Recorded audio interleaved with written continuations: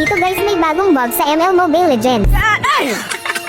Di ko alam kung paano to nangyari. Di ako pipiyanical, di ako makapindot ng skills pero bakit ganito?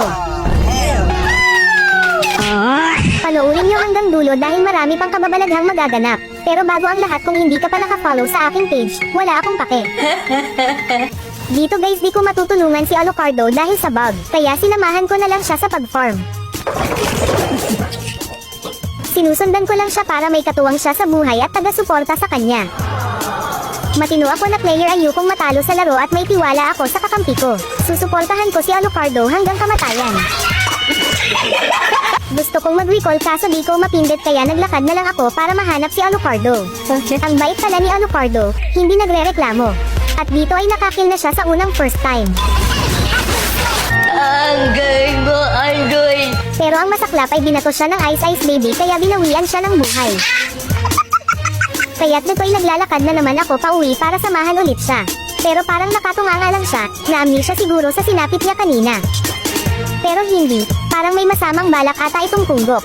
Ayaw na niya ata mabuhay sa mundo o di kaya nasa nibon ng masamang bad spirit. Wala na akong mapapala sa iyakin na ito kaya naisipan kong lumipat ng target. Sa Hellcourt naman ako mambibwesit. Siguro sa kanya ay parang siniswerte ako. At ito na ang unang assist ko. Yes! Hell yeah! Hey, come on, baby! Come on! Yes! Come on! At hanggang nagsunod-sunod, ang talino ko talaga.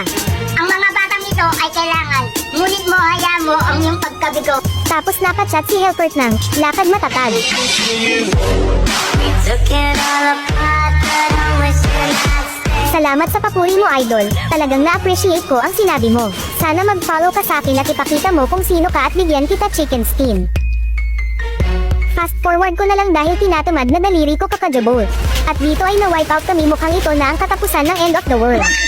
Sana ay nagustuhan nyo ang walang kwentang kwento ng aking palabas. Walang anuman.